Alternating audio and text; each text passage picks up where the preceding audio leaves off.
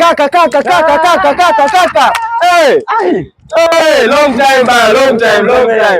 Wewe potea hivyo. Nipo kaka. Hali lakini za maisha. Hali salama. Mimi pia nashukuru Mungu bwana. Tunashukuru Mola tumepatana tena tangu kabisa. Imekuwa siku nyingi jamani. Mimi nimefurahi kabisa. Na kaka umesikia kuhusu concert ya wana Humble Ministers Mombasa? Amor Day. Ndio. Nimewasikia kitu kama hicho. Hiyo concert itakuwa mwezi wa 11 tarehe 8. Ndugu yote kukosa.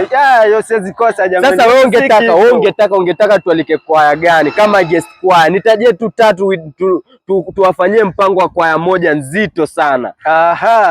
Kimimi ningependa tualike wana Glorious Ministers kutoka Kisii. Kutoka Kisii wanajaza. Wanajaza kweli.